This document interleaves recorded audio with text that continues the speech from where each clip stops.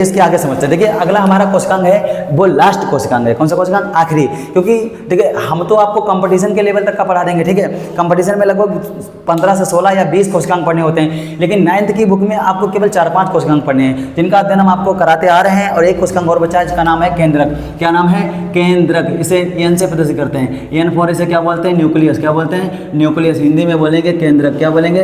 केंद्रक, ठीक है। इसे बोलेंगे न्यूक्लियस या फिर केंद्रक। केंद्रक क्या होता है? पूरी कोशिका के बीच में एक कोशिकांग पाया जाता है जिसका नाम होता है केंद्रक। और केंद्रक एक द्विझिल्ली युक्त कोशिकांग होता है। कैसा कोशिकांग होता है? द्विझिल्ली युक्त कोशिकांग होता है। अभी हमने आपको बताया था कि 4-5 कोशिकांग है जो द्विझिल्ली युक्त हैं। केंद्रक है, प्लास्टिड है, अंतःपदप जालिका है, माइटोकॉन्ड्रिया है, यही द्विझिल्ली युक्त हैं। तो केंद्रक जो होता है इसके अंदर क्या क्या पाया जाता है? सबसे पहले तो इसे सेल का ब्रेन कहते हैं। ब्रेन ऑफ द सेल, ऐसे लिख लो, सेल का ब्रेन कहते हैं। क्या कहते हैं? सेल का ब्रेन, यानी कि कोशिका का मस्तिष्क कहेंगे। क्या कहेंगे? मस्तिष्क क्या कहेंगे? मस्तिष्क कहेंगे, ठीक है। राइटिंग पे मत जाना, पहले बता दिया है। कोशिका का मस्तिष्क कहेंगे। सर कोशिका का मस्तिष्क क्यों कहेंगे? ऐसी क्या बात है जैसे कोशिका का मस्तिष्क कहेंगे? देखिए केंद्रक जो होता है वो मेन अंग होता है कोशिका का। जैसे स्कूल में प्रिंसिपल, देश में प्रधानमंत्री, राज्य में मुख्यमंत्री, ठीक है, ऐसे ही मेन अंग होता है। जब भी कोई कोशिकांग ठीक से कार्य नहीं करता है तो उसका मार्गदर्शन करेगा, उसे कार्य बताएगा, कार्य करने के लिए प्रेरित करेगा, ठीक है। तो इसीलिए इसे cell of brain of the cell कहते हैं या सेल का ब्रेन कहते हैं, कोशिका का मस्तिष्क कहते हैं। क्यों? क्योंकि ये कोशिकांगों को ठीक से कार्य करने के लिए उन्हें अवगत कराता है, मार्गदर्शन करता है, ठीक है। और क्या करता है? और ये क्या करता है? ये आनुवांशिक लक्षणों को एक पीढ़ी से दूसरी पीढ़ी में पहुंचाता है। क्या बता रहे हो? गलत पढ़ा रहे हो। गलत क्यों पढ़ा रहे हो? क्योंकि हमने तो सुना है कि आनुवांशिक लक्षण आनुवांशिक लक्षणों को डीएनए लेके जाता है या फिर जीन लेके जाता है। तो प्यारे प्यारे बच्चों पहले सुन लीजिए मेरी बात। ये जो केंद्रक है इसे इनकी अगर पहले हम खोज बता दें, आप खोज इसकी की थी रॉबर्ट ब्राउन ने। किसकी?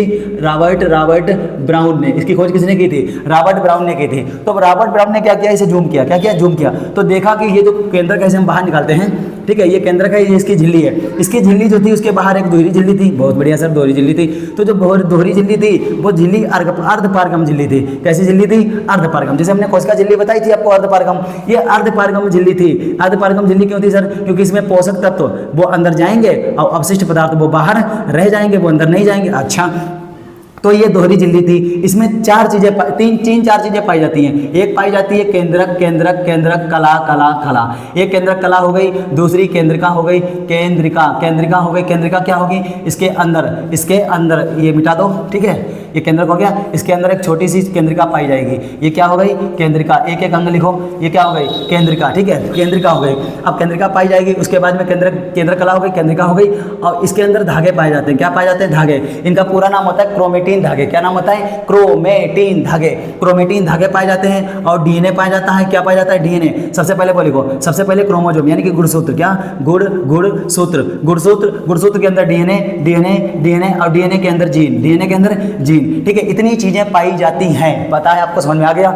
इससे पहले पढ़ा नहीं पढ़ा? अभी जो केंद्रिका है, केंद्रिका के बाहर इसके अंदर छोटी छोटी धागे जैसी संरचना होती है। कैसी संरचना होती है? धागे जैसी संरचना होती है। इसे बोलते हैं क्रोमेटिन धागे। क्रोमेटिन धागे बोलते हैं प्यारे बच्चों। क्या बोलते हैं? क्रोमेटिन धागे। इसे केंद्रिका बोलेंगे, इसे केंद्रक कला बोलेंगे। क्या बोलेंगे? केंद्रक कला, ठीक है। इसके अंदर केंद्रक द्रव भरा होता है। क्या भरा होता है? केंद्रक द्रव। क्या भरा होता है? केंद्रक द्रव भरा होता है। तो अगला नंबर लिख लेंगे हम केंद्रक द्रव। क्या लिख लेंगे? केंद्रक द्रव, ठीक है, केंद्रक द्रव हो गया। अब इसको आगे चल करके जब जूम किया गया तो देखा गया कि जो संरचना थी वो क्रोमोसोम की तरह थी। किसकी तरह थी?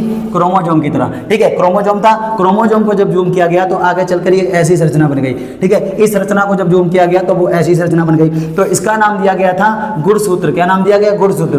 और इसका नाम दिया गया डीएनए। क्या नाम दिया गया? डीएनए। और इसका नाम दिया गया जीन। क्या नाम दिया गया? जीन। तो ये जो है गुणसूत्र, डीएनए और क्रोमोसोम। अब आप कहोगे कि आनुवांशिक लक्षणों को जीन लेके जाता है। जीन कहाँ है? डीएनए में। डीएनए कहाँ है? गुणसूत्र में। तो आई होप आपको समझ में आ ही गया होगा, कोई बात नहीं, ठीक है, आ ही गया होगा। तो इस तरीके से ये हमारा क्या कहलाता है? आनुवांशिक लक्षण कहलाता है। ये आपको नीचे का दिख नहीं रहा होगा, सॉरी, माफ कीजिए, थोड़ा अगली बार से आपको हम दे देंगे, प्रोवाइड करा देंगे, ठीक है। तो ये जीन हम जो बता रहे हैं उस पर ध्यान दीजिए। ये क्रोमोसोम है। क्रोमोसोम को अगर और ज्यादा जूम करेंगे तो डीएनए बन जाएगा। डीएनए को जूम करेंगे तो जीन बन जाएगा। अब जीन एक कॉपी होती है जिसपे आनुवांशिक सूचनाएं लिखी होती हैं जो एक पीढ़ी से दूसरी पीढ़ी में लेकर जाती हैं। तो ये आपका क्या था? अभी जो क्रोमेटिन धागे हैं हैं, यही आगे चल करके डीएनए बनाते हैं। प्यारे बच्चों, क्या बनाते हैं? यही आगे चल करके डीएनए बनाते हैं। ठीक है, अब केंद्रक का अध्ययन क्या कहलाता है? इसका अध्ययन भी तो होगा, तो हम लिख देते हैं यहाँ पर अध्ययन। क्या लिख देते हैं? अध्ययन। इसका अध्ययन कहलाता है क्रियोलॉजी। क्या कहलाता है? क्रियोलॉजी।